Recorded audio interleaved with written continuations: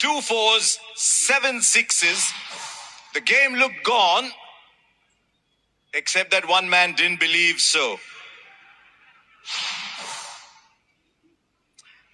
आओ मुकुल, आओ आओ, शायद माइक्रोफोन की जरूरत पड़े। थोड़ा एक कदम थोड़ा पीछे लेना। हाँ, आइए। आपके बारे में उतना जानते नहीं है लोग, पढ़ चुके हैं थोड़ा आपके बारे में, लेकिन आपकी यात्रा के बारे में बताइए। झुंझुनू से, सिक्कड़ से, अरावली एकेडमी गए, वहां से ज्यादा क्रिकेटर आते नहीं है, तो आपके सफर के बारे में बताइए कि कैसे हुआ ये पूरा।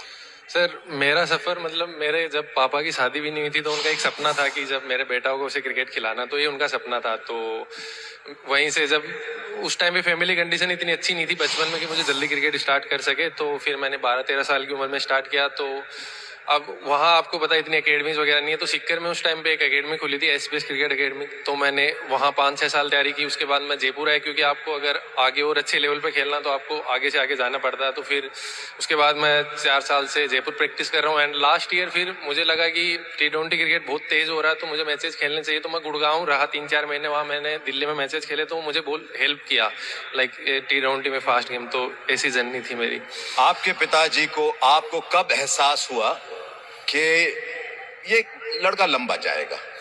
मेरे पापा मुझे बताते हैं कि एक मैच था हमारा अंडर-19 का यूपी के सामने, तो उस मैच में लाइक लो स्कोरिंग मैच तक किसी ने परफॉर्म नहीं किया था। मैंने वहाँ रन बनाए थे, तो उनको वो इनिंग हमेशा ऐसे लगती है। वो मुझे बताते कि उस दिन उनको ट्रस्ट हो गया था कि तू कर देगा लाइफ में कुछ। इतना इतना बड़ा मंच है ये। लाइट्स में आप ज्यादा खेल चुके नहीं हो, क्या 2-3 मैच सिर्फ खेले हैं आप अंडर लाइट्स? ये दूसरा ही मैच था सर। सिर्फ दूसरा? जी सर।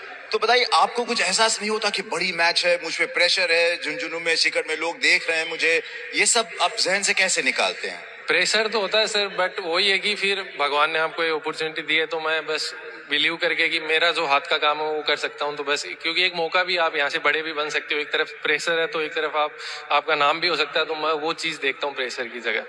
जब शमी भाई आउट हुए तब आपको लगा कि शायद यहाँ से मुश्किल हो, या आपको आपके जहन में हर वक्त ये बात थी कि मैं कर सकता हूँ? मेरा यही प्लान था कि सर मैं लास्ट तक खेलूंगा, तो मुझे पता है कि अगर मैं लास्ट तक नॉट आउट गया तो मैं जिता दूंगा। इतना मुझे ट्रस्ट रखता हूँ खुद पे कि मुझे बस खेलना है, मेरे एरिया में बॉल मिली मारूंगा, बाकी जो भी होना है वो देखा जाएगा। 7 छक्के लगाए आपने।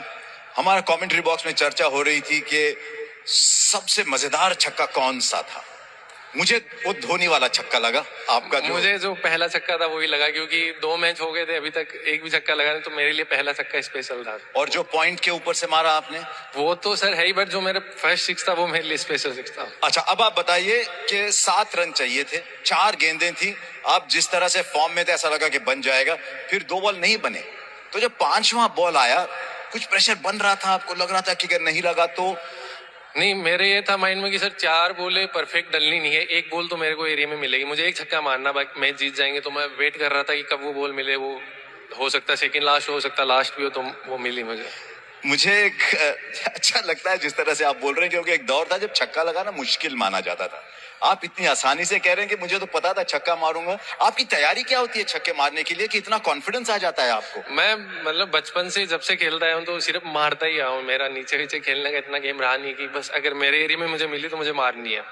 मैंने सुना कि आपके गांव से, झुंझुनू से ज्यादातर लोग आर्मी में जाते हैं, आप तो जवान की तरह खेले हैं।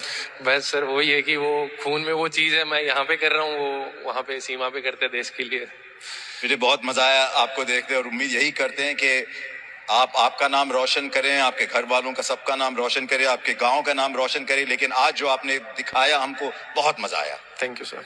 बहुत खूब है। Thank you.